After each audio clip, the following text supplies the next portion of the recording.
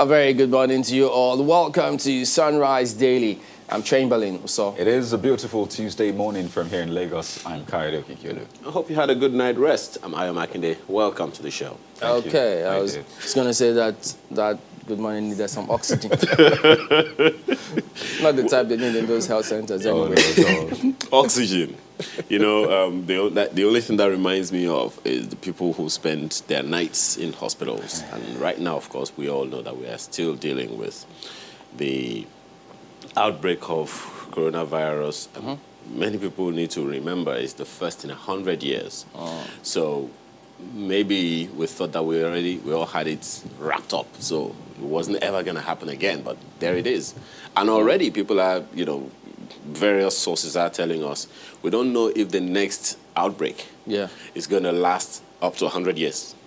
Of the coronavirus pandemic, No, another pandemic. Oh.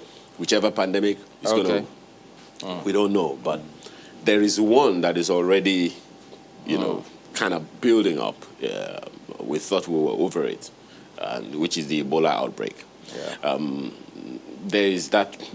Of course, we all know that we had to go through it in Nigeria.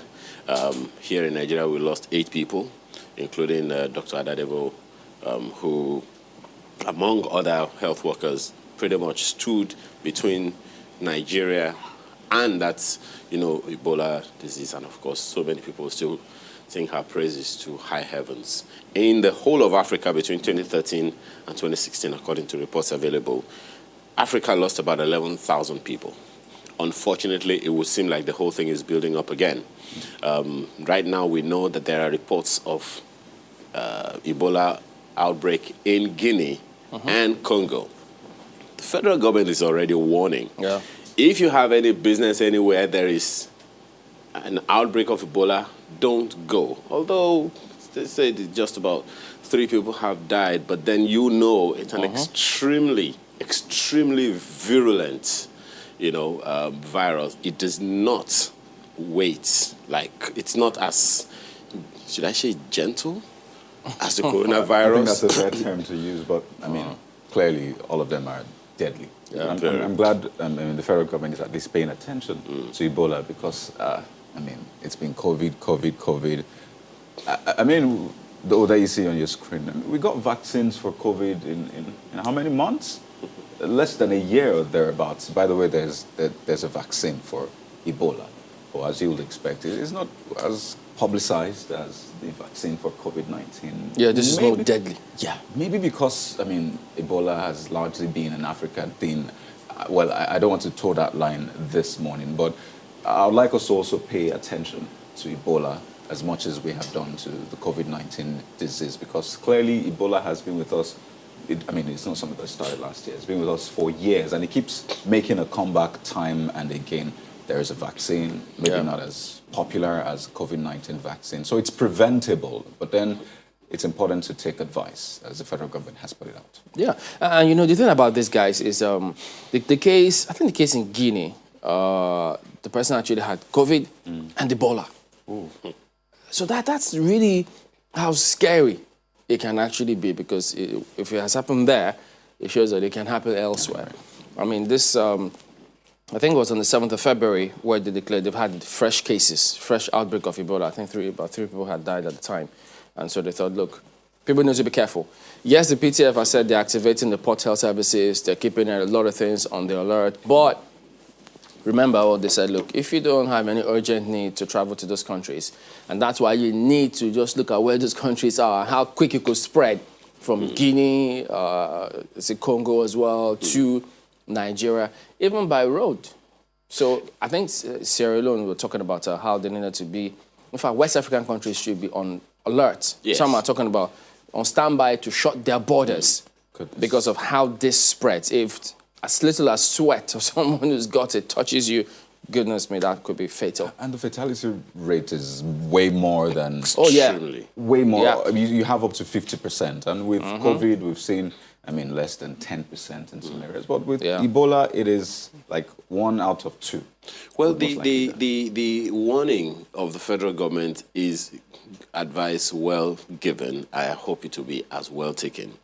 You wanted us to also talk about the distance between Nigeria and any of those two countries. Yeah, it may look like much, but it's It not that isn't much. much. I mean, There you go. Go to CNN right now. What you will find is West African countries are on high alert because of this. Yeah. The distance between Nigeria and Guinea is just about 2,000 kilometers. The distance between Nigeria and Congo is about the same, maybe a little further, a little more hundreds of kilometers, 2,000 plus kilometers away. But don't forget that there are countries between Nigeria and Congo. There are countries between Nigeria and Guinea. And the way these things spread. You know, it reminded me what happened with COVID, pardon me. I mean, a lot of people were paying attention to China. So if you're coming from China, there'll be more scrutiny. But, I mean, the person that brought it in was from Italy, This was the right? same thing we said at the time, too. exactly. We were saying, look, the countries that these things are gotten to and it's spreading real quick, they were not paying attention to.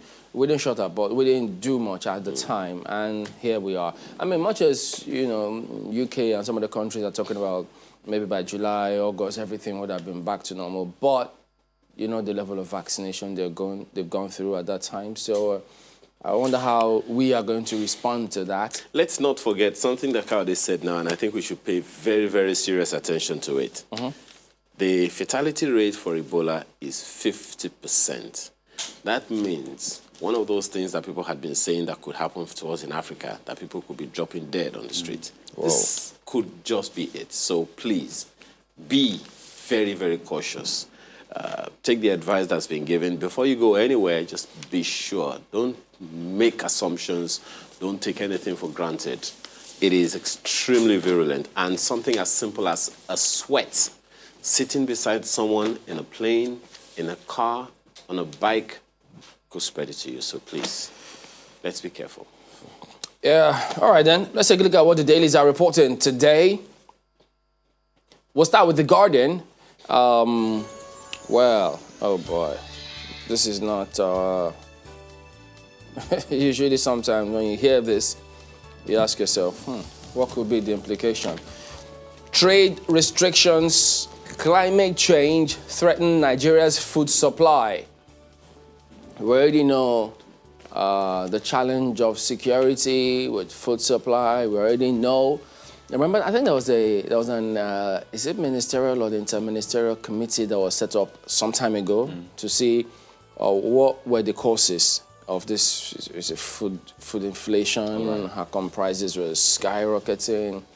They talked about so many things. I think I had to follow up and find out, okay, what did they arrive at? What kind of actions they said they were going to take? I know they spoke about infrastructure development, how they needed to ensure that from farm to market, that system works and things like that. The dynamics have changed so much that you probably have to set up another one to take a look at the challenges we have right now. Well, food security is a different ballgame entirely because there are different components to food security, which are not going to bore you with that. Maybe we need to add to the list very, very quickly and not ignore it. Pay critical attention to it.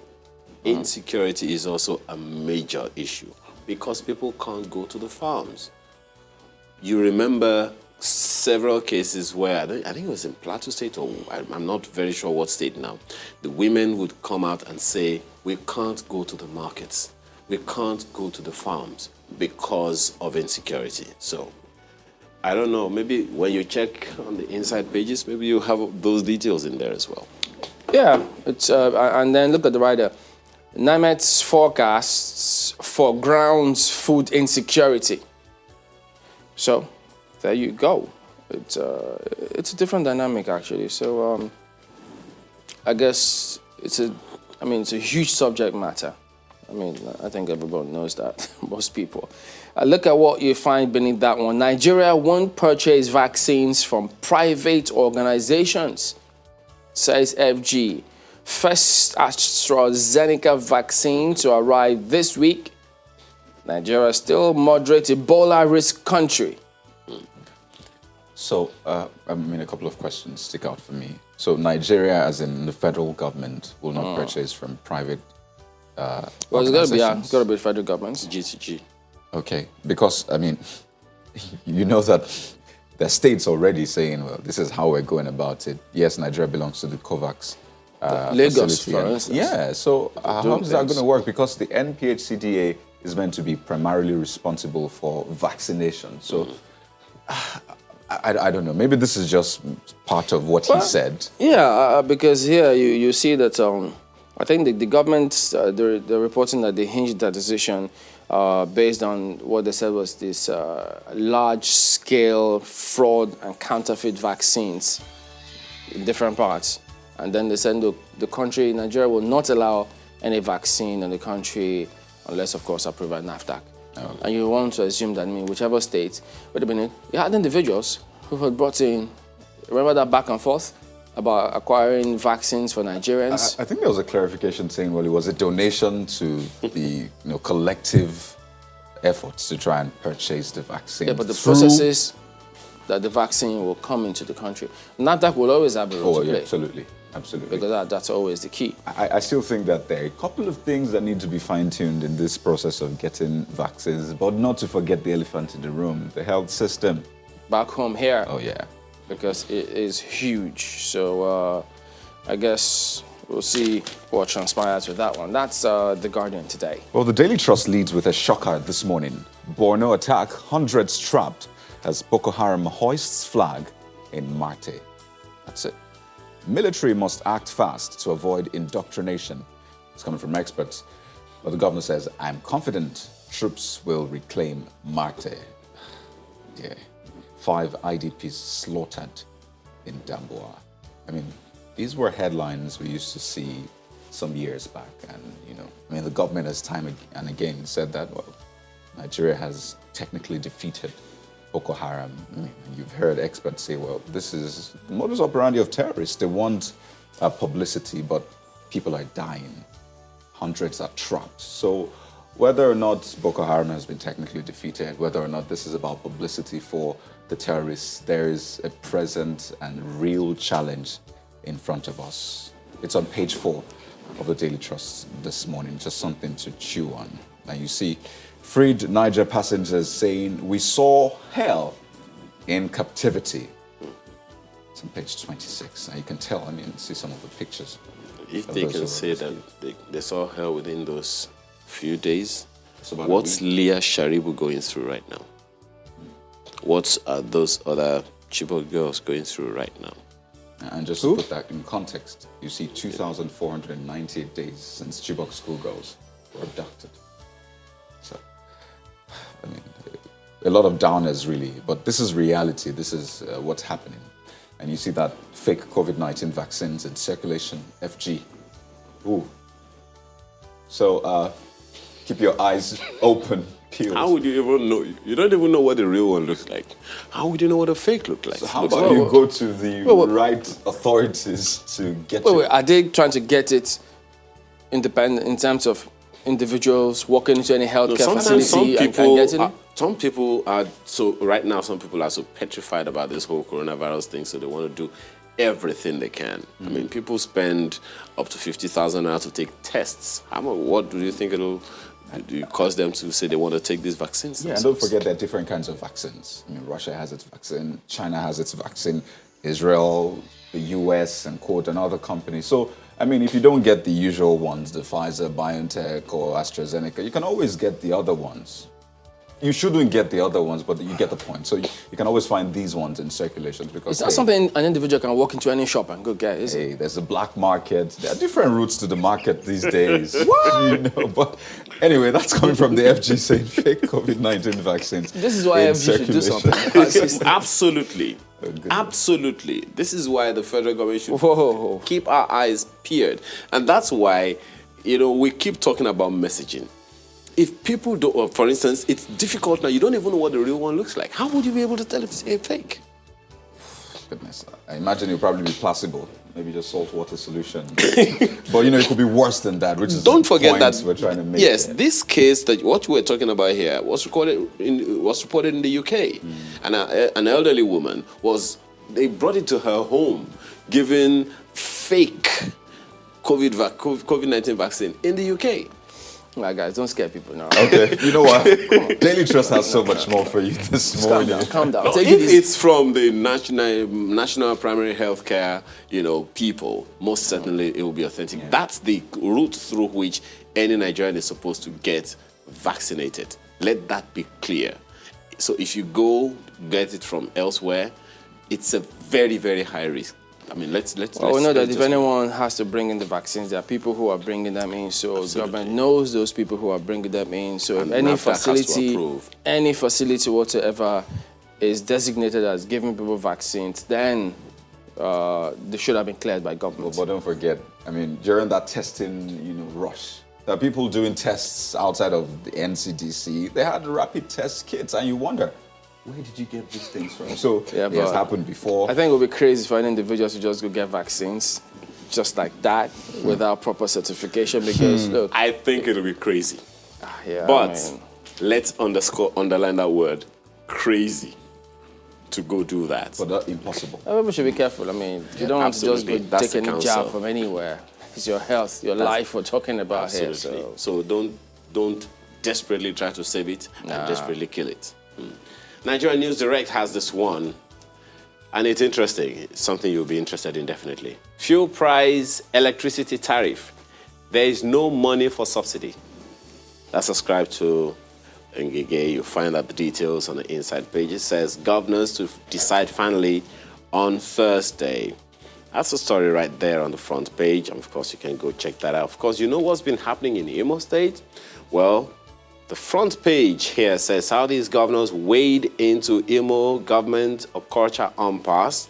Again, find the details of that story on page 3 of the Nigerian News Direct this morning.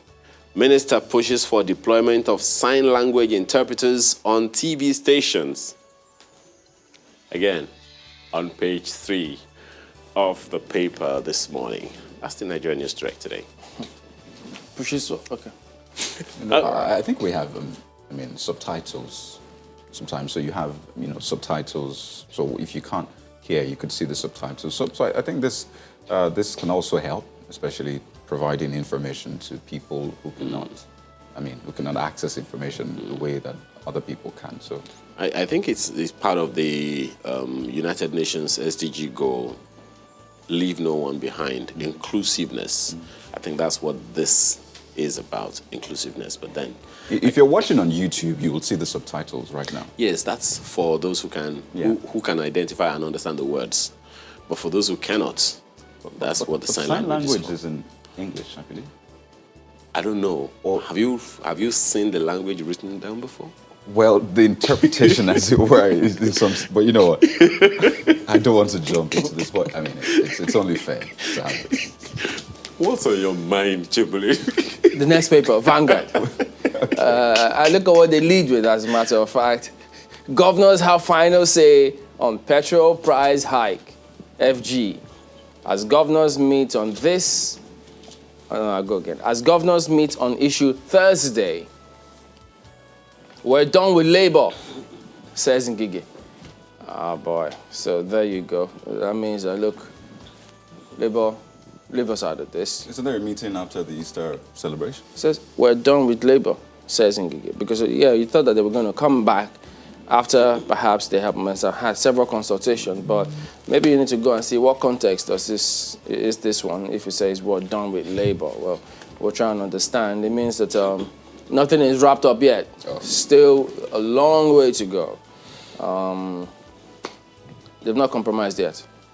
So we're all waiting to see what happens about this one.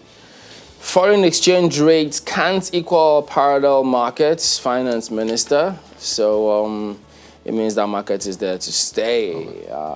The peculiar case of Nigeria. It's just really unfortunate. Well, this is what you guys have been talking about for a while. COVID-19, fake vaccines now in circulation. FG raises alarm. Boy. You can check out the back page as well. Vanguard Sports, AFCON qualifiers, raw groans over Lagos traffic. Once road closed for Super Eagles. Pardon Oh, me. boy. I think it was when the French president visited Lagos, and some routes were closed, and a lot of Lagosians were angry, thinking, what? Why? If roads are closed for Super Eagles, how will people get to watch the matches? To watch the match, right? And how will they get home? Maybe because of COVID.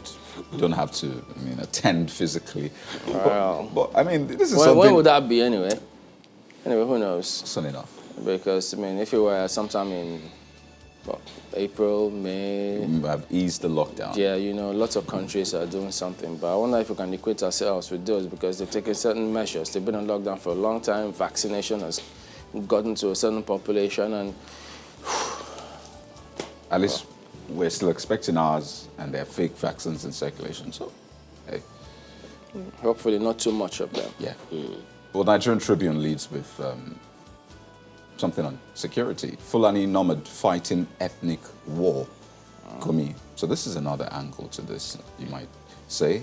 Feels his existence threatened, he explains. We had an intensive interview with him, and he broke down a lot of things, and as you'd expect, there have been reactions to that. But the Nigerian Tribune tries to capture that on page 3 of the paper this morning. So that's the lead for the Nigerian Tribune. You also see Senate issues warrant of arrest on NDDC boss over alleged 6.25 billion naira fraud.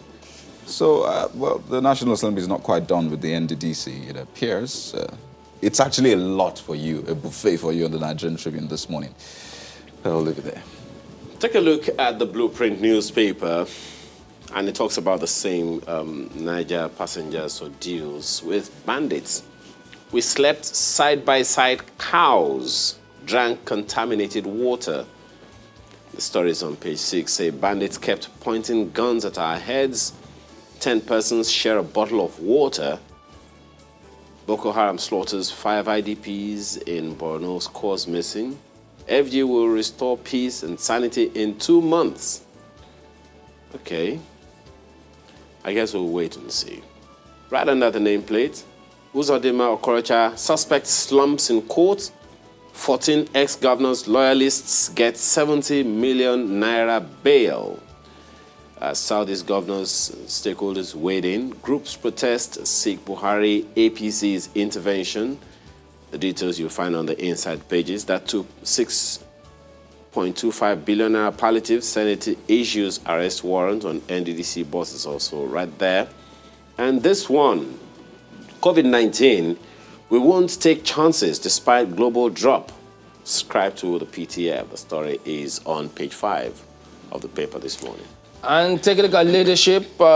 Experts split over plan to use special accounts for arms. FG states can't utilize funds without LG's consent. That's ascribed to lawyers. Stakeholders accuse governors of not consulting state assemblies, demand accountability, and ask FG to show sincerity. Scores of terrorists killed as Boko Haram ISWAP battle for supremacy. Whoa. This is, there you go. That's leadership today. We'll quickly take a look at the Daily Times, which leads with that NDDC story. Senate issues warrant of arrest for NDDC boss over 6.25 billion naira palliatives pending. So, yeah, that's the lead one. And Southeast governors weighed into Imo government, Okorocha, Ampas as well. There's a couple of other stories. And you see 2 monarchs meeting on the front page of the Daily Times. It actually feels refreshing to see that. Really? Okay, there you go. That's a look at some of the dailies here this morning. We will be back in a moment. Stay with us. Welcome back. Well, yes, indeed. We're talking national security matters and perhaps a little more. As you may have seen there, we've got Mr. Simon Lalong, Governor of Plateau State and Chairman of Northern Governors Forum. Good morning, Your Excellency. Thank you for joining us today on the program. Thank you very much. Good morning. All right. Now talking about the recent happenings in the country, security, time and again, reports all over the country about students who have been kidnapped, usually in their numbers, either even those, this time around, there are people who were traveling, they were equally kidnapped. And People keep asking questions. They say government's not doing enough, governors not doing enough, security agencies not doing enough or put a handle on this. From your perspective, what do you think is really going on? Well, thank you very much. And you should also know that this is not an issue that started recently. It's an issue that started a very long time. Even when this government came, there were a lot of kidnapping, there were a lot of banditry, there were a lot of herdsmen, farmers crisis. So, sometimes when you have this kind of thing with very deep foundation, it is very, very difficult to say that you address the issue within a very short time.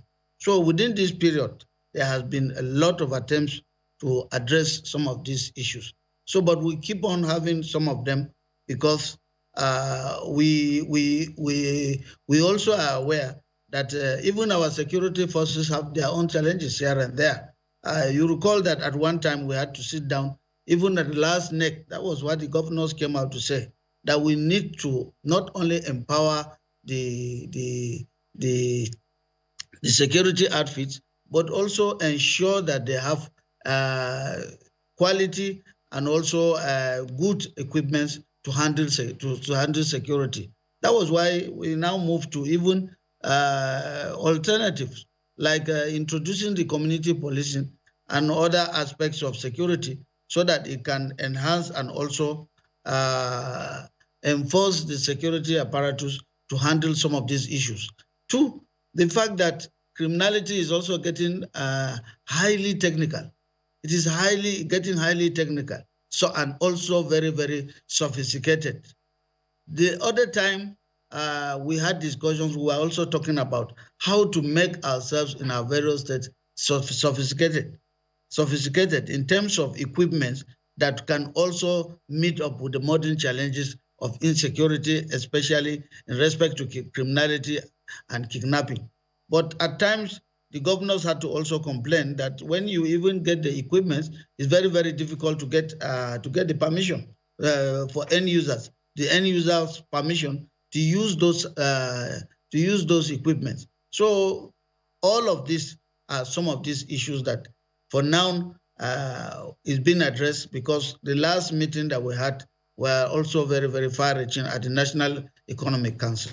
Yeah, okay, but Your Excellency, I mean, if one has been at the saddle or doing anything for 6 years, no matter what the person may have met on the ground, I mean, with due respect, I think the person would have known 6 years down the line whether or not he or she is capable of doing that job.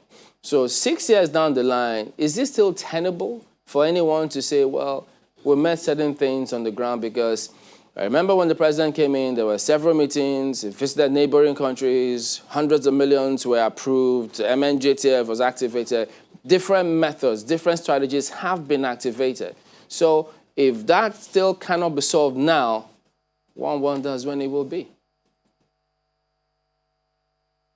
Well, at the risk of sitting down and making a defense for everybody, you also know that for me personally, usually when I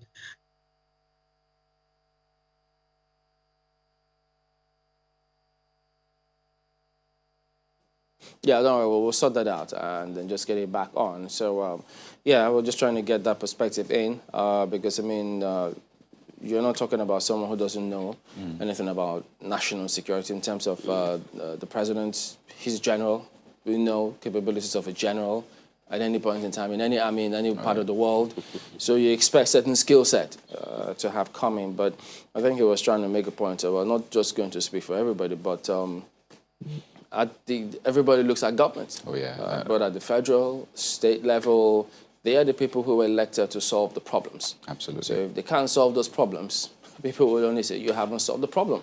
And that is what it is. And I think this issue about time, this is still short time, this time is not enough, has been recurring. And I think this is something that we heard from the very beginning of this administration. When this administration came in and said, well, it's still kind of too early. We're still trying to hit the ground running, but thankfully we have the governor back. Yeah, Your Excellency, could you go ahead and make the point? Well, the point I'm making is that you cannot say in total that nothing has been done. I think several times I have reeled out some of the things that have been done, especially in addressing some of these issues.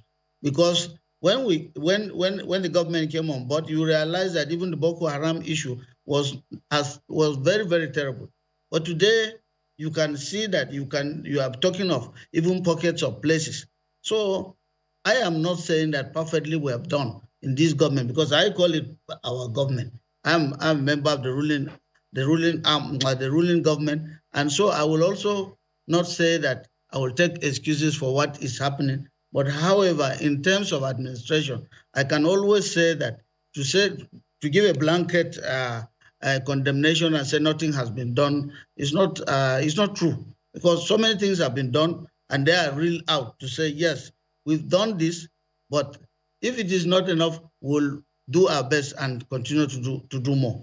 Well, perhaps, Your Excellency, the challenge here is not whether or not government is doing anything, because clearly from the reports that we're having, arms are being purchased, people are being deployed and all of that. Perhaps the challenge right here is the function we are trying to perform, which is that of fighting insecurity as opposed to preventing it. For instance, have we even been able to decode what the real issues are? A good number of security agents, security consultants will say that at the heart of all of this is inequality, unemployment figures, poverty figures, and all of that.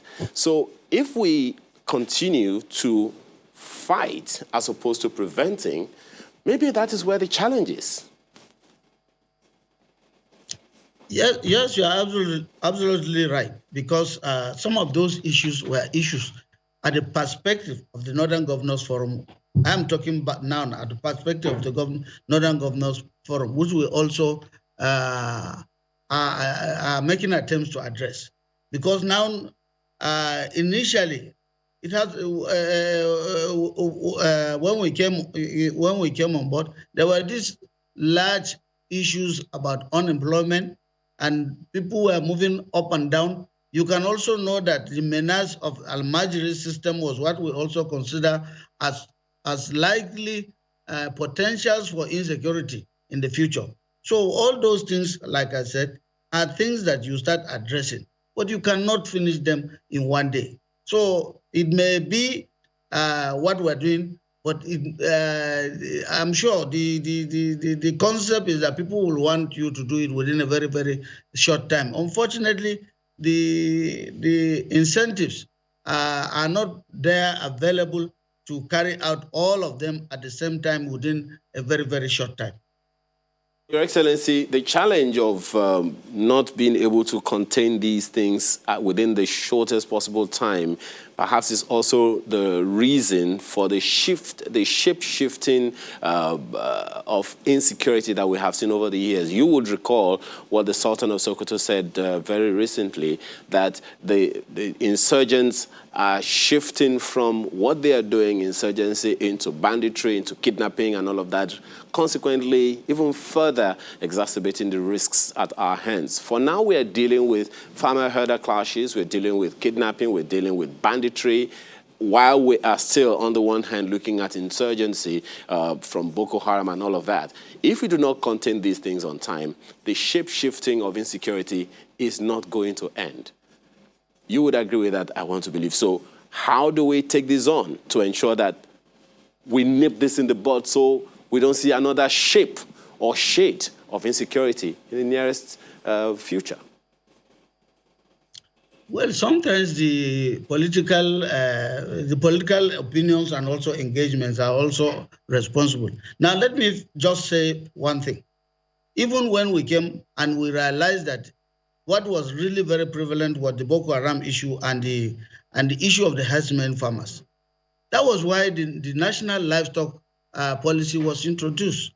But when we got to the period of implementation, there were a lot of problems here and there from even some regions of the nation. Some will say, no, we don't want anything national livestock. We don't want anything ranching because we don't have the land. Surprisingly, I've seen people come out today to say, we started ranching. We said at that time, if that, for me, the policy was well implemented at that time, today we would not have been talking about herdsmen farmers crisis, because that policy was well drafted. Now people don't even care about reading it.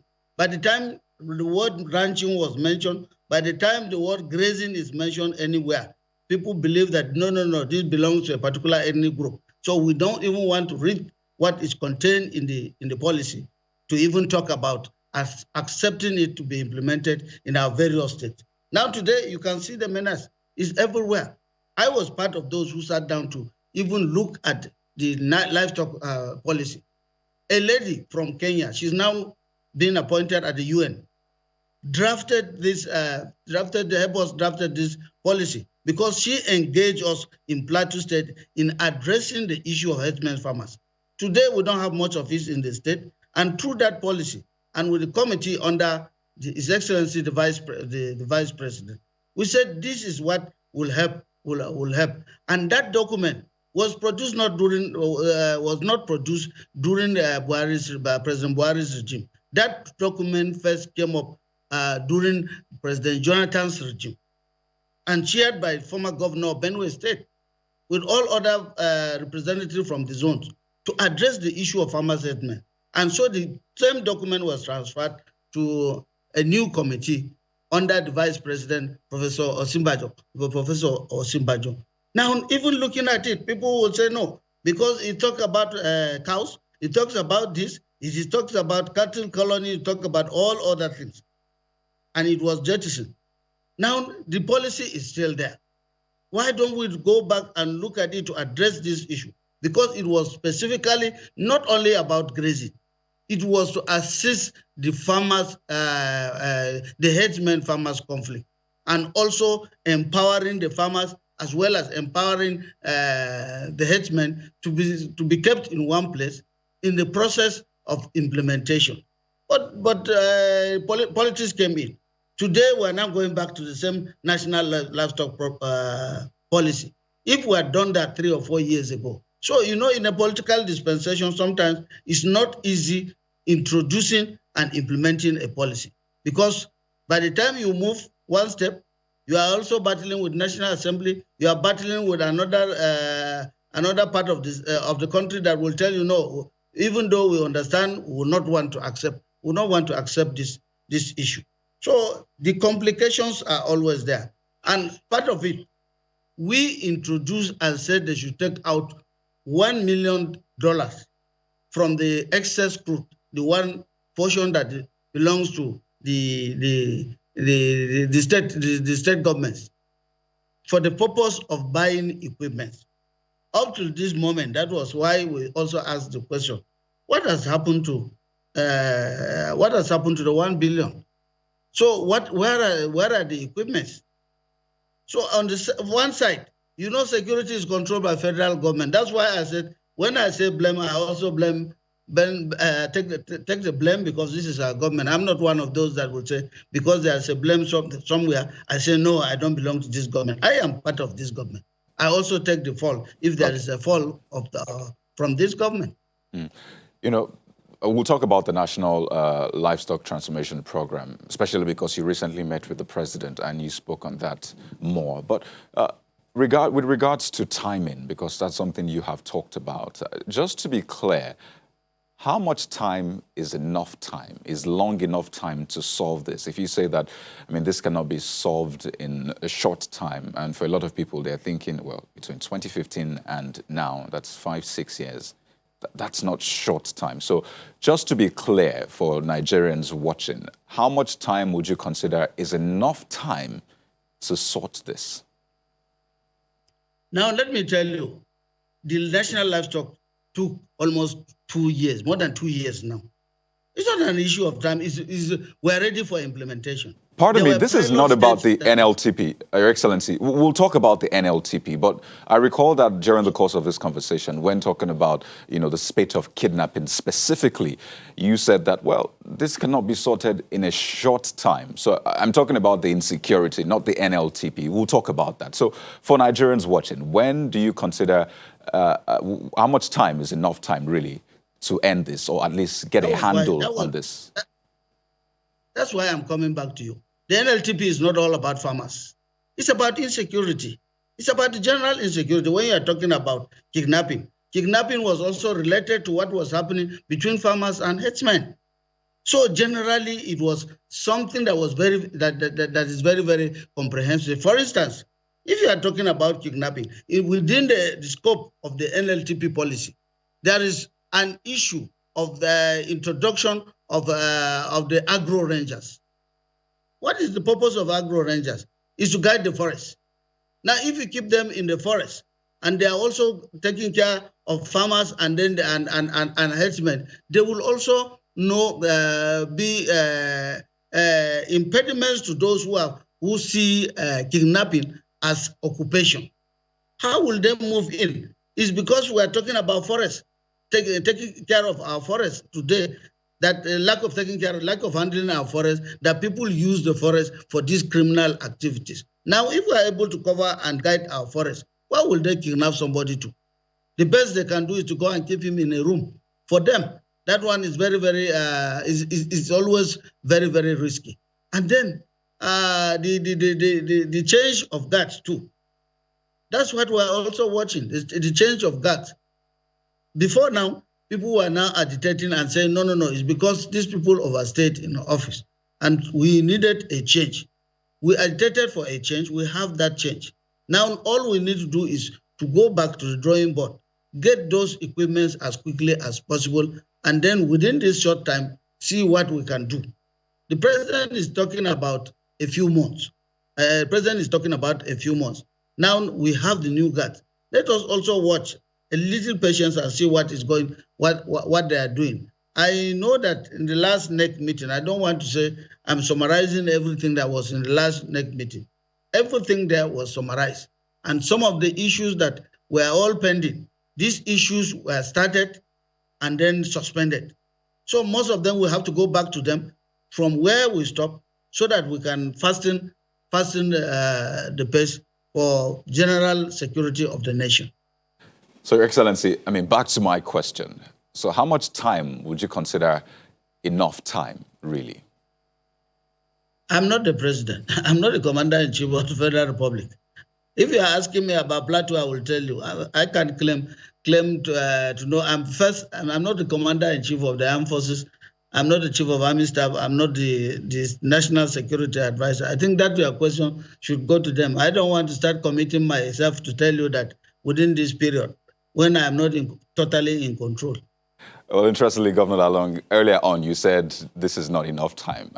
Obviously, you knew you were not the president and the service chiefs at that time. But, well, we'll probably take that up with them subsequently. But back to the NLTP, which you talked about. You met with the president recently, and you said specifically now that you asked the president to hasten the implementation of the NLTP. During the course of this conversation, you said there were some skirmishes with some states saying, well, we're not ready to be a part of this. So on the part of the president, if you're asking him to hasten the implementation, what more does he need to do, or does the federal government need to do in light of the NLTP? Well, what was now, you see, the issue was within the scope of the NLTP. The federal government had its own responsibility, while the states also had their responsibilities. Two, the fact that the policy was voluntary, because voluntary in the sense that they say, yes, you have the challenge in your state. You are likely, or you are envisaging that you are going to have that challenge of herdsmen farmers clash in your state. What do you do? Is to find ways, and these were some of the ways that we are going to do. Now to introduce the modern modern kind of husbandry, the livestock production.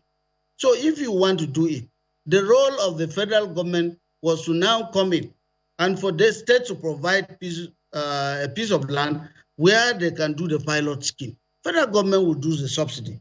You have heard a lot of people saying it. In all aspects of life, especially in agriculture, most of these issues are given subsidy. There's no aspect of the agriculture that was not given subsidy except livestock production. And so if that is the case, and we saw that it's going to cure what was happening, then give that subsidy, release that subsidy, and then the state will now do the pilot scheme. For me, I have a land. Some governors say, no, they don't have land. And so it's okay if they don't have land for it. But about 22 states indicated interest and said they have lands for the exhibition. And when they said they have lands for the exhibition, as they move in to do it, you know politics was going around, and it was towards the election. So many of them ran away from the implementation. And now we came back again. I said, let's now implement it. Because everything, you will talk about herders, you will talk about farmers, clashes everywhere. Most of these crimes are now linked up to this, link up to those issues. So they said, now let's identify some of the states and do the pilot scheme. Most of these states have invested their money into this, in identifying the land, in doing enumeration, in sensitization with both farmers and herdsmen, and then now for the pilot scheme to start. Because once something becomes a national policy, they are also guided by rules. And it is the rules. We cannot just go and start doing it without the rule. And who is now giving the rule? Generally overseeing the rule is the federal government. So what is holding on to that issue?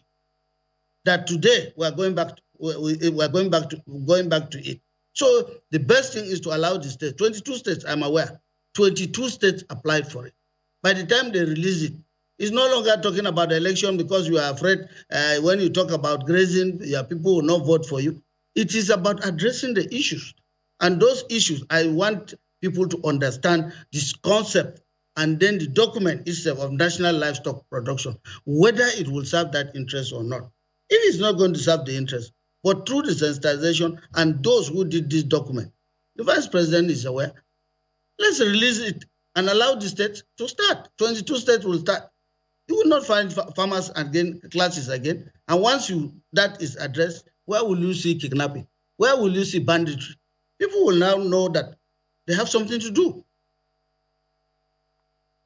We'd like you to just listen to this concern. It's about the National Livestock Transformation Plan. We need your response on it. A benefit of what has happened in my state, a similar program of a Ruga settlement was not called Ruga in 1987. The government approved land that was taken from the natives in Zangon-Kataf and Kachia local government and created a grazing reserve. And they call it Kachia Grazing Reserve. By 1990, it was changed to Laduga Grazing Reserve. And Laduga is a Fulani ward. And today, as I'm talking, it was an initial landmass of 30 hectares of land that was taken from the natives, no compensation. And up to now, no single native that is there that can even go there. If you go, you cannot even enter that place as a native.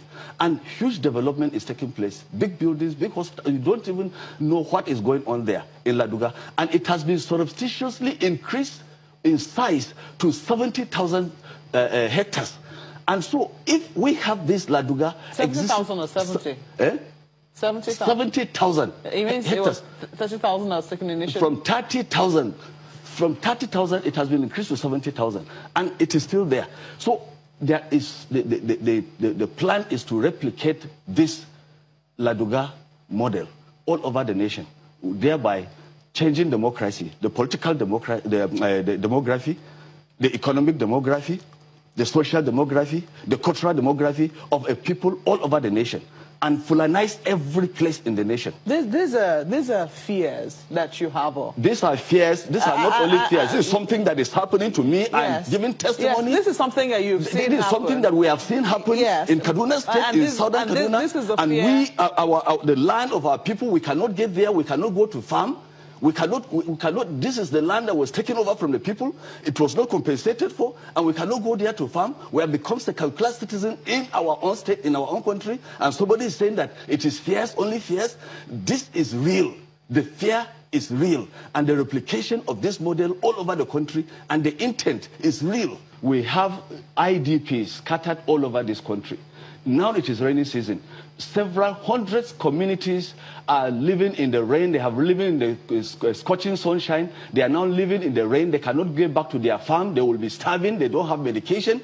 And nobody has talked of establishing exclusively, settlements for such category of citizens of the country, only to talk about Ruga, that the Ruga settlements will bring about peace between herders and farmers. How will it bring about peace between herders and farmers? And we are saying, even in the northwest region, there is a category that has been displaced in Katsina and Zamfara and other states of the core north by this armed banditry. And they are all IDPs. Within the country, nobody has thought of creating any settlements for such category of people. And we are talking about Ruga. So this program from the onset has some ulterior motive. Your Excellency, we'll get your response when we return in just a moment. Please stay with us. Welcome back, Your Excellency. Please go ahead and respond to the concerns raised in that clip, which we just saw from the Middle Belt Forum in Kaduna. Well, I thank you very much. I know he's my friend, he's my brother.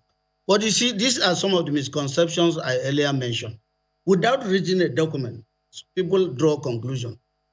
During the time of the introduction to NLTP, NLTP is quite different from what he's saying. He's talking about Ruga. Even the Ruga thing that came, I said no Ruga in my place. And so the Ruga was jettisoned. The president wrote and said, look, what I approve is national livestock production, not pollution policy, not Ruga. The Ruga was because people had challenges. They were already in conflict with our farmer settlement conflict that were going on. It was difficult for anybody to even talk about Ruga. The Ruga concept is quite different. The national livestock production is quite different. For instance, somebody will tell you, I don't want ranching. I have examples of several ranches in Jos. Plateau State government has a ranch. Plateau State government has a big ranch. Now, at the time that we were talking, some people will tell you, no, we don't have lands. We said, no, they are not forcing anybody to bring land for the livestock policy. The only time that you can bring land is if you have the land, then federal government will help you with some money to develop that land as an example. Now, most of the states came and said, no, we don't have any land. In the north, by history, the grazing reserves were done for that purpose. These were done in the First Republic. And why was that? People, even in that First Republic, envisaged that this problem will come up in years to come. And that was why they developed some areas, carved out some areas as grazing reserves. Now, along the line, with the outcome of military regimes, many of those lands were taken over. Even in my state, most of them, it was military regimes. Military people took over the land. They were sharing the lands to themselves. And so when the issue came, especially those of us in the north, the question was, do we have land? Some states said they don't have land. Now we went back to the archive in Kaduna and dug out the documents. And many of the states that said they didn't have land came out with grazing reserves. Some of them 8-9 grazing reserves. But where were they? Taken over by big men. So if you say you don't have land, recover the land. And recover the land for this purpose so that you can cure this insecurity. He's from Kaduna. I knew what happened. In the process of this, I had engagement. Myself, the Secretary to the Government of the Federation, all appointees and elected Christian minorities within the region had several engagements with key stakeholders. They cannot dispute that fact. We had in Abuja about 3 or 4 times. And each time we had the engagement, they will say, this is lack of sensitization. If we knew that this was an explanation, we did those explanations. Apart from that, I had 3 summits in Plateau State for religious leaders. Because the concept was that, no, they are trying to Fulanize us, they were trying to do. I said, ranching is everybody's business. It's not only a Fulani business. The modern kind of ranching. It's no longer an ethnic thing, and we're doing this for the purpose of addressing the insecurity in the nation in respect to farmers' herders conflict. Now we did that in Plateau. I know that I did 2 or 3 summits for religious leaders, both Christians and Muslims. And at the end of the day, even the Fulani man was against it. He said, "No way, I cannot leave my modern kind of grazing." But we introduced what is livestock to him by giving him example. What did I do? I invited all the arrows. I said, "Give me one cow. Give me a cow each." They brought a cow each. I said, "Okay, this is government cow. I will tell you, I teach you an example."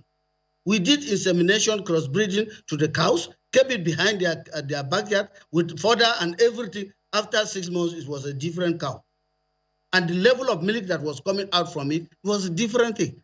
And they asked me, they said, "What kind of magic did you do?" I said, "This is the livestock that we're talking about. Instead of you moving about in the bush, we'll keep you in one place. You will stay in one place. Just give us those cows. If you give me 10 of it, you don't need to go be roaming in the bush.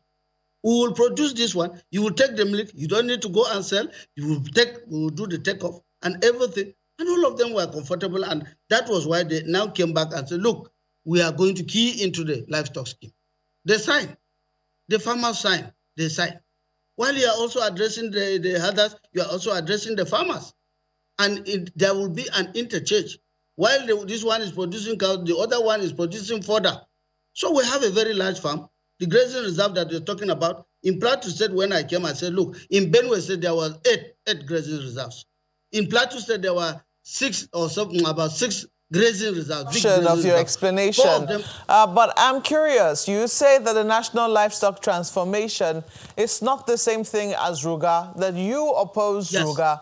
Can you explain to us what is the difference between the National Livestock Transformation Plan and Ruga?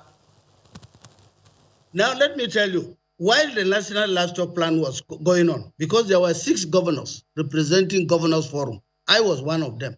6 governors who had challenges in their place, and the chairman was the vice president. We were having meeting and produce this to conclude on the implementation of the national livestock. When we saw a new idea came, people were going to build settlements, and then they call it Ruga. It is rural grazing areas. And we say, no, why are you bringing another one? The main one that is approved by NEC is National Livestock Production Policy, which is under the vice president, and all of us were members. Now, who was bringing this one again? And immediately when it came to the attention of Mr. President, I remember that the very day we were going to have the meeting, the president wrote a letter and said, look, discountenance that Ruga, go on with the national livestock production. That was sometimes last year. So we are not talking about Ruga again. We are talking about national livestock production. And out of it, they said 7 states were going to be picked for pilot scheme. And these 7 states includes Plateau, Adamawa, Nasarawa, Kaduna, and some other ones. Now, let's do the example and address these people. People are talking of Ruga. Some call it colony at that time. We said, no, you can't give any colony to this thing. Colony is different. Whoever was bringing colony was his own. But what we address, because people were now, those who didn't like it were bringing different kind of thing to frustrate the national livestock policy from taking off. This is part of the politics that I'm talking about. Today, if you allow it, I want to send a copy to you. I'm going to send a copy to China. You still haven't explained fundamentally. I mean, apart from the name, rural grazing areas, apart from the name fundamentally, it wasn't the plan the same thing to ensure that, herdsmen were settled and livestock were taken care of? Primarily, isn't that the underlying, aim of each of these schemes? Well, I'm just telling you that I was not, for me personally, I was not aware of anything Ruga. The Ruga is a name, is rural grazing area. That is brought by colonial masters. But then for us, especially, we look at Ruga, anytime they are talking about Ruga, is Fulani settlement. That one is obvious, it's a Fulani settlement. Because anytime Fulani come, they say, no, they are going to settle in the Aruga. That is the Fulani settlement. Now, whoever brought that, I don't know why he brought that, to say that, yes, we are building places. The first thing to do is to start building to rehabilitate Fulanis. But the question we're asking, if you are talking about that, then what about IDPs that are in camp? People who are displaced from their places. Why do you start building in their places when they are in IDP camps? At the end of the day, so you can see the difference. But in livestock production, it's not about Ruga. It's not about building places for people. It's a comprehensive thing about taking care of farmers, putting farmers and herdsmen in one place, and also ensuring that they mix up, there is security, and all of them know that, yes, there is even no risk to each other in the process of carrying out their occupation. So it is not something that can be explained always. But when we started, you remember, Challenge, you were also part of it. I'm sorry to say, because the kind of reception that was given was a different kind of perception. That anything about livestock production was all about Ruga. So the mixture of this did not allow Nigerians to understand this thing. So by the time you do sensitization, I told you an example of what we did in Plateau State. Today, Plateau State was ready. We have the land. We have one of the grazing reserves that we secured. If we didn't secure it today, it would have been taken over again. They were already encroaching of it. 74,000. Your Excellency, I don't know if you heard the fears of the gentleman in the video. He was very specific about the political makeup, changing the political face of a particular area. And he said that, you know, their fears were that this was going to be replicated in many states as they had experienced in his own state of Kaduna. Now, that was what he said. Did you listen? Did you hear this when you were embarking on your sensitization? And how were you able to address it? This is what I'm saying. I said, yes, these things were interrupted by those kind of things, political interference. And such interference was in some places not to even allow people to understand, to do sensitization. I was the one that was heavily dealt with when we started, they say I'm the only Christian state that registered into it because I want to take my land and give it to Fulani.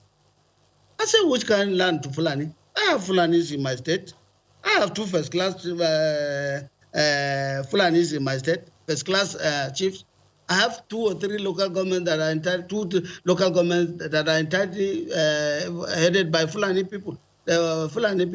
This issue we're handling is that if we are matured and then we sit down to look at the items that will take us out, you ask the question. We also ask that question. We say, okay, apart from this, what is the other alternative? Nobody will bring you any alternative. Nobody will bring you an alternative. So the national livestock thing is not all about North. It's not all about Fulani. The man that is chairman of the committee, the subcommittee at the villa, is the governor of Ebonyi State. He's the governor of Ebonyi State. The governor of Edo is a member. The governor of, I think, Anambra also is not Anambra, is Ebonyi, Ondo, and Edo, all of them from the south. And then you have Plateau State, you have Adamawa, you have Kaduna. 6 governors representing those regions. And so the best thing is that let us go back to National Livestock, NLTP. Let us look at the documents there and see whether it can be implemented. And that will be the solution. As I'm talking, I know that the president said it is NLTP. He's not talking about any Ruga. So I've told you the implementation is different. So if somebody is talking about Ruga, that's a different thing. And I don't think there was anything Ruga that was accepted by the National Economic Council. But the NLTP was adopted by the NLTP was adopted by the National Economic Council, and then a committee set up chaired by the vice president, which took almost 2 years to adopt the document for implementation. All right, Your Excellency, we're winding down now. We understand that you have to run. So before you go, could you talk to us about what is your impression about this herdsmen crisis? There are lots of arguments about why should they bear AK-47, why shouldn't they be arrested? And then northern governors banning open grazing. Does that then mean that whoever is found grazing openly should be arrested? First of all, you must provide the alternative. You don't wake up today and say, no, you can't do poultry. If you say you are not going to do poultry, those who are into the thing will ask you, what alternative are you giving us? What alternative are you giving us? This has always been my point. Open grazing is at fashion. But what do we do in addressing the issues? We must be able to teach people the modern, introduce the modern kind of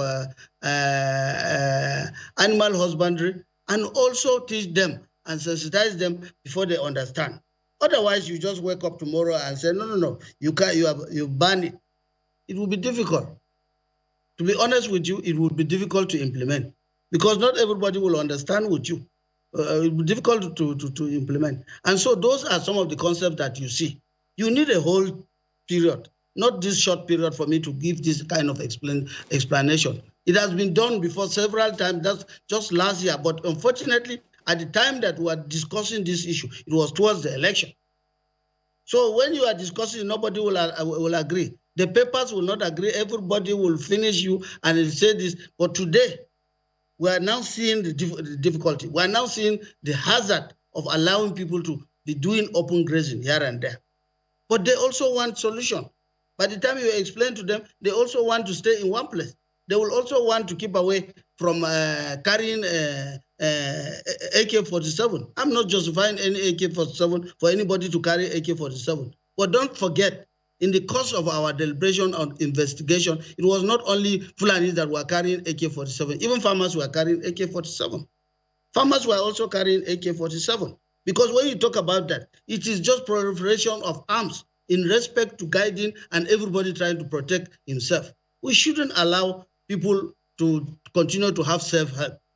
When they talk about AK-47, I've not seen anybody talk about that. But at the time that there were farmers' herdsmen clashes, yeah, we arrested people. Farmers were also had AK-47, and the herdsmen were also holding AK-47. Were also holding AK-47. So if you want all of them not to hold AK-47, first you must put deliberate effort to even curtail the issue, the influx of these light arms, anyhow. And secondly, to also find ways of taking these people away from the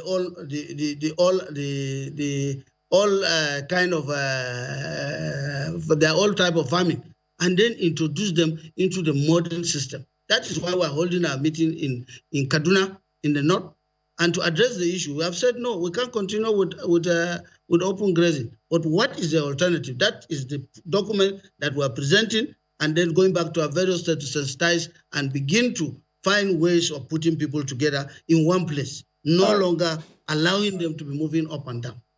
Well, Your Excellency, we are all itching to ask you follow-up questions on this matter because there are so many grounds that needs to be covered. But as you rightly said, there isn't enough time, and we understand that you need to go. But, and pardon me for doing this on TV, would you be willing to come back as soon as possible so we can have some time to at least talk about these matters for Nigerians to understand what's going on and your position properly?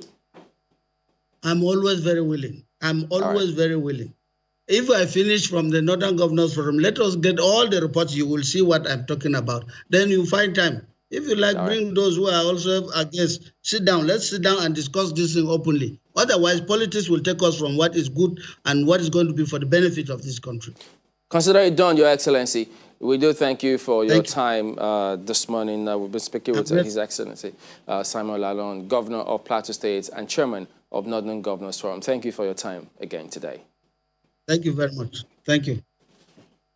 Okay, well, we might as well just go ahead and take a look at the responses coming from your boy. There's been quite a number of people saying a thing or two. So let's go ahead and see the very first one that has come up today. And they have some huge perspectives as well. Oh, yes.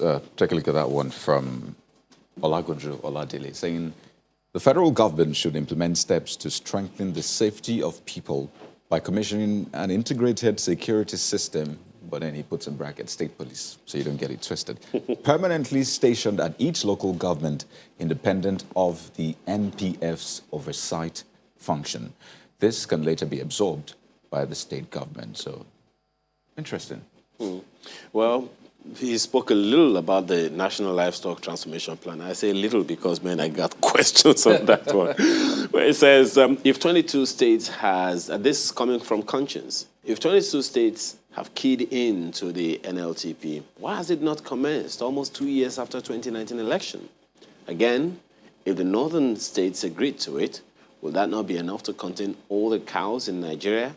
Why the insistence on the southern states to do it? Well, this one is from, that should be Abdul Qadir Nasidi, is it? Okay, well, he says, talking about ranching, can we just commercialize ranching and invite investors? It's obvious that state governments are still having issues implementing the livestock programs. Well, it's not up to us here. Where's the question? Marco? I understand. Well, Samson or Daring Day says talking about kidnapping in Nigeria, says from the happenings around, it seems 1 out of every 5 kidnapping cases are being reported. Maybe he's saying that, not enough is being reported. Yeah. Yesterday. We're only getting to know about 1 in 5. Oh, okay. But, yesterday, guys, there was this comment from the governor of Benue State. Yeah. And remember, we hosted the governor of Bauchi State on the program, and he spoke a lot about security, the herdsmen who bear AK-47, what his views were on that, what he actually meant on that. And how some governors are also making some comments that he doesn't think they should be making as leaders. And yesterday, the Benue State governor spoke on the matter. Here's what he said. The person that is most wrong is the governor of Benue State. Now, because a Fulani man is practicing the tradition of transhumance, pastoralism, he has been exposed to the vagaries of the forest, the animals, and now the cattle rustlers who carry guns, kill him and take away his commonwealth, that is the cows. He had no option but to carry AK-47. It all began with what seemed to be a harmless comment by the governor of Bauchi State, Mr. Bala Mohammed, last week. But that statement sparked outrage, prompting a swift response from his Benue State counterpart. In his reaction, Governor Samuel Ortom said, the most shocking part of Governor Bala Mohammed's statement was where he defended herdsmen for bearing arms, saying they have no option than to carry AK-47 because the society and government are not protecting them. It was the same Governor Mohammed who once said on national television that the Fulani man is a global citizen and therefore does not need a visa to come to Nigeria, and that the forests belong to herdsmen. But in an attempt to clarify his position on herdsmen carrying guns as a means of self-defense, Governor Bala Mohammed says he wasn't in any way encouraging lawlessness or supporting the illegal use of firearms by the herdsmen or any other group. Those carrying illegal AK-47, killing people, should be apprehended and killed. They should be dealt with within the confines of the law.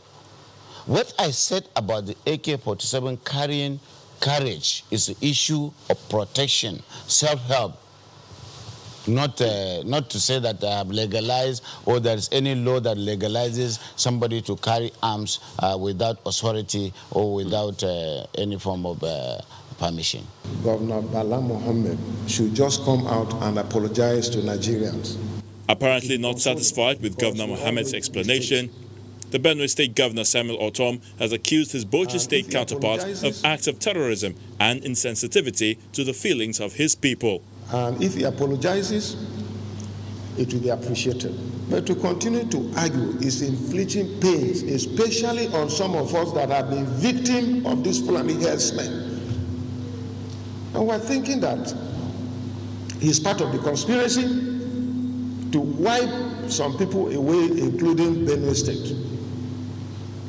And this is not correct. And I want to think that with what he said and what those herdsmen wrote to me that they were going to assassinate me, Bala Mohammed is also part of it with what he had said. And if anything, happens to me, I don't want anybody to be in doubt. Bahram Mohammed should be held responsible. All things considered, there is the need for the two governors to live up to the calling of their offices by ensuring that the matter does not escalate. So what do you guys think of what's going on in that report? Hey, by all means, send us an email or tweet at us. We'll be glad to hear from you about those matters. And, you know, guys, they're both members of the larger northern governors, right? Oh, yes. Even though they have different, they have, North Central, and then they have different parts of the north who equally meet severally. But the larger northern governors, right, both of them are members, and both of them hold those views. So it just tells you it's not going to be as straightforward solving this challenge as perhaps many will think or expect it to be. I think, you know, we need to be very, very guarded and guided, you know, when we hear leaders like this talk. See, you talked about them being members of the North Central and Northern Governors Forum. That's right. They're also members of the Nigerian Governors Forum. They're members of the National Economic Council. So if at this point they are not seeing eye to eye on issues as delicate as this, that's already caused a good number of fatalities. What are we going to discuss when we get to the National Economic Council meeting? What are we going to discuss when we get to the National Nigerian Governors Forum? Yeah, but the beauty about some of these things, guys, is that, yeah, they're gentlemen. They talk about these things, and so, which is what we all expect. At the table, you can agree to disagree. Agreed. Hugely. But then don't also forget that there are people who listen to them. Yeah. What they said the first time, they don't get to, as the Yoruba say, you hear what you say when you're going, you don't hear what you say when you're coming Okay, well, back. both of them, we're reaching out to both of them. I mean, they've responded previously, so we're hoping that they'll respond again because Nigerians want to hear what they are saying. So I guess you have to watch this space. Yeah. So you keep those comments and questions coming through Absolutely. such that they can indeed see that you want to hear them sit together and shed light on some of these things. So people don't think that they are unusually opposing sides because that's the way it does appear. But we'll bring that to you. Just watch this space, as we like to say. But in the meantime, we will be back. So we've had marathon meetings between the federal government and Labour. A bipartite meeting, they say, possible compromises. But at the end of the day, the question is, what has come out of those meetings? If you take a look at the dailies, for example, you see talks about the petrol price possibly reaching 195 naira or more. So big questions this morning. How successful has that negotiation been? Well, there you see our guests, Mr. Mechi Ezogone, who is the Deputy President of the NLC, joining us this morning to tell us what has been achieved so far. Good morning and thank you for joining us on Sunrise Daily. Well, we just saw that report, an update on the latest meeting between federal government and Labour. That's on the one hand. On the other hand, a lot of Nigerians are thinking, what would happen to the price of petrol? Seeing that you've been meeting with the federal government, has that given a green light to an increase in the price of petrol or not? Yes, good morning, guys. I think, and that is a reality, the deliberation and engagement so far with the federal government has actually assisted Nigerians in a very visible ways, in the sense that as we speak, the actual both the landing cost and the selling point should have been at 206 as we speak today, according to the GMD 2 days ago, that should they have allowed to continue with the landing cost and what is expected of filling stations to sell, they should be selling at a minimum of 206. And today we are still buying below 170. That is the advantage being secured by this engagement. So for us, engagement has actually secured confidence, and we are still on. So if landing cost is over 200 naira, but Nigerians still buy petrol at the pump for 160 or more, that means there's clearly still some subsidizing of petrol, right? Yes. Yes, that is the situation now. Even though federal government insists on deregulation, Labour also insists that deregulation should never be based on import-driven, because whereby you have your product and they are buying your product, it appears very unwise. So for now, they just have to factor a way out to see how they can pay the price rather than pushing this burden to the Nigerian people who did not actually contribute to this inefficiency in the first place. So help Nigerians understand, because time and again the government has said there is no provision for subsidy in the budget, but clearly there is still subsidy in some sense. So on the one hand, is that not double talk? Because if you say there is no provision for subsidy, yet there is subsidy still going on, how do Nigerians internalize this information really? I think the government also, they are trying to see how they can convince Nigerians to believe in the subsidy-free regime. Nobody is advocating for subsidy, including Labour, but we are saying that first thing first, and your failure to have done the first thing, coming to remove subsidy at a time whereby since 1999 to date, we have never had a sustained program that will help the refineries work. So removing subsidy now, deregulating the economy now means that there is no end to importation of PMS. So that will be the biggest mistake should Nigerians allow this. So I believe whether they call it subsidy, whether it's assistive measure, whether it's palliative, whatever government may call it, all we do is they should bear the burden and not Nigerians, because where you base your policy on exchange rates that is not in control by federal government, you base your policies and pricing on templates that is governed by international markets. It means that rather than enjoying or rather celebrating increase in crude price, when a nation export crude, the increase in crude should be an advantage to the economy. But in this case, the higher the crude, the higher the price of PMS, because you are selling your crude possibly at 100 naira, and you are buying a finished product at 110. So you are still losing. You return the money you have and you pay more. So until they see this very green light, we will not actually let this pressure less. So for us, it's a compulsory method that refinery must work. In such ways, we create job, and not just creating job. You will by that means do away with these several charges that are being occasioned by foreign policies. We can't have a nation and then they depend on somebody's policy to govern the pricing of a product that actually come out of our own resources. So for us, whether it's subsidy, whether it's palliative, federal government must find a way in ensuring that the little wage in the hand of workers is not eroded by this very unrealistic increase. So simply put, this subsidy, palliative, or whatever it is called, the government will have to pay till our refineries are working. Certainly, they have to take this responsibility because we believe it's their duty to do so.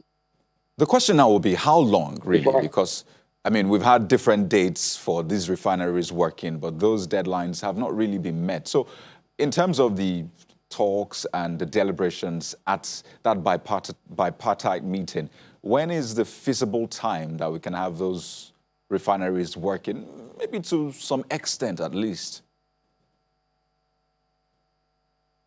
I think that question today has not been answered by federal government, because if you remember during Kachuku time, in 2017 or so, there was a promise, as a matter of fact, a published policy that by 2018, they would have put the refineries to work and reducing their importation by 40%.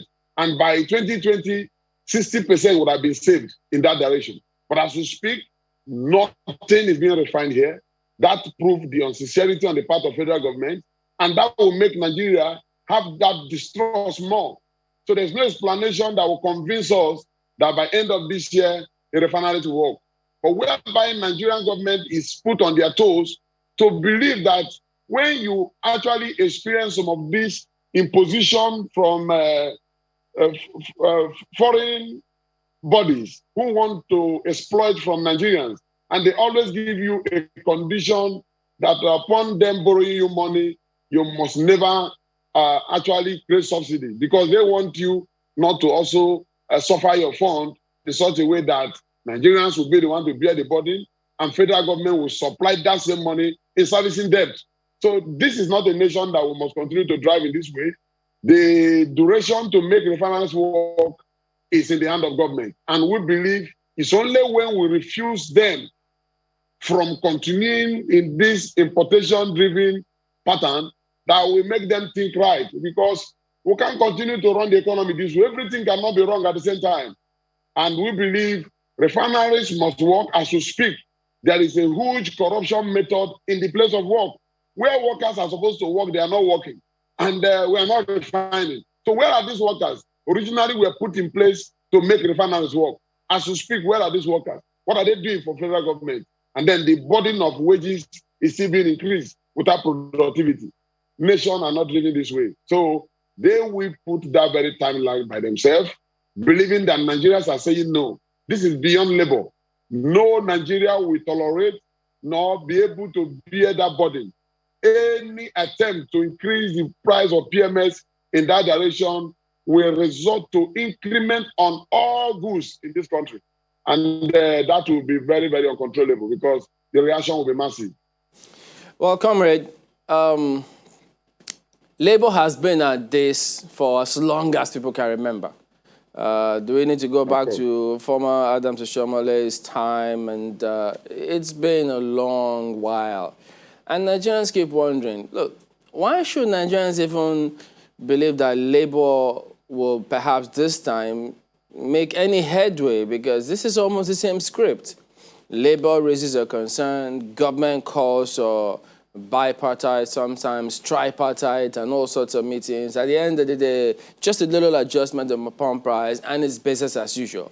And today, it's even higher than before, almost 107, almost 200 naira, 170 something naira per liter that people buy today. So, why should Nigerians even believe that this time Labour will come through? Certainly, we have to believe so. And we should also know that the best practice all over the world is through social dialogue. And you know, Nigerians may not be patient to understand the proceedings that actually take place before certain actions are implemented. And therefore, the same labor that did it then is the same labor that will do it again. But don't forget, they are subject to organs. As a matter of fact, we had our organ meetings a few days ago, last week, and the resolution is to see to it that government don't actually bring this burden to Nigerians. And that is what we just pushed through 2 days ago. And then anybody who see the reaction and the conclusion of the meeting of Sunday would know that if government does not do the needful, certainly, like I told you, it's beyond labor. Nigerians will not tolerate this, and labor eventually will drive the process. And for us, it's our responsibility. We will continue to provide this leadership as regarding anti-people's policy or anything that will necessarily transfer burden to the masses. It will be collectively resisted. For us, labor is ever ready, and I believe they will do it better this time. Well, you know, Labour hasn't actually done it. We were buying fuel at double digits, and now it's triple. So, to that extent, can we say Labour has done it? And besides, maybe I'll leave Ayo to talk about the history of that one. But the ministers, I mean, today we understand that the governors will have the final say on this pump price when they have their meeting on Thursday. So what does that mean for Labour if governors say, no, this is our position? What's Labour going to do? That will sound funny. Chamberlain, you should also know that when we talk about government failing in their responsibility, in the first place, it's supposed to be the absolute responsibility of a government to do what the Constitution is required of it. It's unfortunate that Labour is now a guiding instrument to actually check day-to-day inadequacies of government. Whereas these are constitutional obligations by government to ensure that the welfare of the people are placed on priority. But notwithstanding, Labour will not give up. But I'm telling you, in a very organized economy, government see this pain before labor sees them. Government avert anything that will put its own citizens to danger. But now labor is the one, is as good as we are now the federal government. And the federal government is more or less doing less. As for governors, governors cannot also determine any position that will contradict the welfare of Nigerians. And I know the average governor of Nigeria will speak for the people because 2023 is by the corner. I doubt any governor that will bring that suggestion that we should allow the economy to be driven on importation basis. That template is forbidden. The template is scary and will be collectively resisted because when governors understand the economy policy we're referring to, they will do the research and find out that should you allow importation on PMS coming into Nigeria on the basis of the regulation, it means that indeed this cabal has succeeded. There are people playing on this. Don't forget when they say allow the market force to drive. Who is this market force? Till today, NNPC is still the only one importing. So it's the federal government. So nobody should deceive anybody until they build refineries and allow interested investors to invest in this sector. We will not get out of this. You could just imagine Niger of yesterday, in Niger that we should be giving support, both technical and otherwise, is now refining PMS. It's a shame, and the government must see this as a shame also to see how they can get out of it, just like they announced that they are out of recession. They should be out of this trap of endless shame. It's unfortunate. Follow up on that governor's ambit there, when the minister says governors will have the final say on this issue. What are your expectations? You're saying that you don't think there is any governor that is going to say something against, the people and all of that. But specifically, what are your own expectations? It would also perhaps sound a little somewhat to anyone else who would be wondering, I thought this was a dialogue between the federal government and Labour. At what point do we bring in the governors? What powers, how much powers or influence do you think governors would have in this matter? As a matter of fact, the only expectation we place on governors is to collectively advise the federal government to do the needful. The governors are also not out of this country. Don't forget, the burden of Nigerians should be their burden. And as a matter of fact, the engagement we are talking about is a legitimate engagement between organized labor and federal government. So if governors want to intervene or brainstorm to give advice, I think their position will be adversary. I don't see governors making a final say on a matter that is not at their control. And so they can make input and allow federal government to decide. But even federal government cannot also decide against the people. So this matter is a matter of right of the people. It's a matter of the welfare of the people. It's a matter of not allowing Nigerians to go into more burden. Just a moment. You heard it was the federal government that said that the governors will have a final say on this matter. Perhaps advisory, but then if that advice of the governors is taken by the federal government and it becomes the position of the federal government, then the governors have had a say. Possibly, if what Labour have told government, they've not heeded to it and they are waiting for governors to say the same thing, then it becomes a plus. But I don't see governors saying different things from what we have observed. As a matter of fact, we also did our own findings and research. We have a position paper in this direction. We have provided alternative method to federal government in ensuring that what we are suggesting to government works. So we did not just make argument of resistance. We went further to provide templates, which the GMD of NNPC promised to look into the proposal made by Labour. Talking about that template, they can also... Yes. I'm wondering what the template was that you presented along the line of the refineries working or not working over the past decades. The conclusion, the position of Labour has always been, let the refineries work. And over the years, we haven't really seen much about that. But each time we have a situation like this, Labour is up in arms against the federal government. Meanwhile, the very core issue of the refineries working, which would stave off this face-off from time to time, has not been dealt with. So what's the position of Labour and the presentation of Labour to government about the refineries working? What was the conclusion on that matter? Because clearly that will solve the problem, wouldn't it? Yes, that should solve the problem if actually they understand the foundation where we are coming from. Labour has explained totally to federal government that except you do a total reverse of the method on ground, you will continue to have the same problem. You can't base your decision on somebody else's policy. It does not work. And then if you allow this big portion of increment to stand, it's a matter of daily. Nigeria will be expecting increment of PMS on daily basis because the exchange rate factors is beyond the country control. And when you talk about using US dollar, for example, to determine the product we consume in Nigeria, and we all know the exchange rate for Naira to dollar, some of those points, economically, we have analyzed that it does not stand. So, because if you just tell government that you want refineries to work, they look at it as if you just want them to build refinery for purposes of visibility.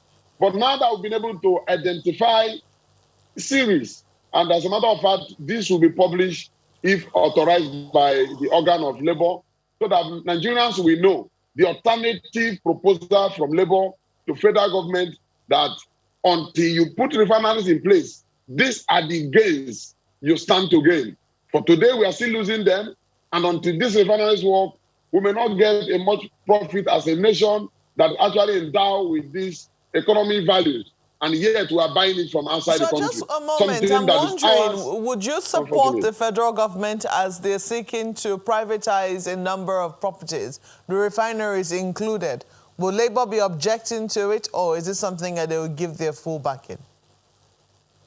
You know, when something is not in existence, it's difficult to allow privatization. That will be a total shading away from their duty.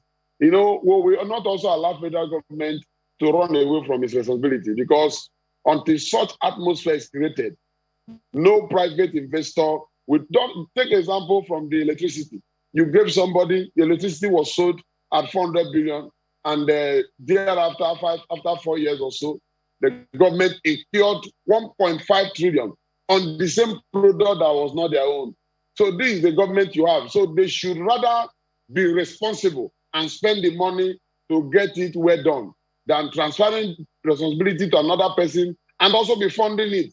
This is a country that year in, year out, you will still see expenses rolling out should they privatize refineries. So let Nigeria government put our resources, 2% of what we earn in this country can put refineries to work.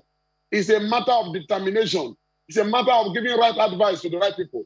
Mr. President certainly need to be told the implication of absence of refineries in Nigeria. And I think the earlier he does this, all right, comrade, because we appreciate your perspectives this morning.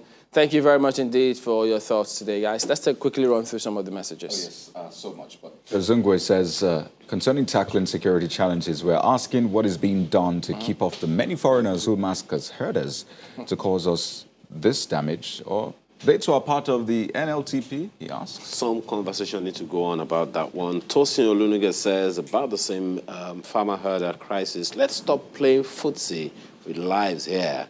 So many semantics here and there. These herdsmen are being sponsored by politicians. That's what Tosin says. Markwe. And President Shola Segun Samson, that's his handle, in security, says, I believe our leaders have come out now They have to come out now and take a decisive action that will put a lasting solution to the issue. The killing is now rampant.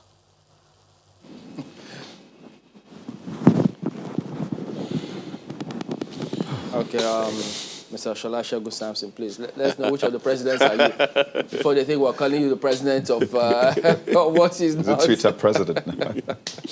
All right, then. Well, there you go, guys. That is the show today. We'll see you all tomorrow. Yeah. Take care.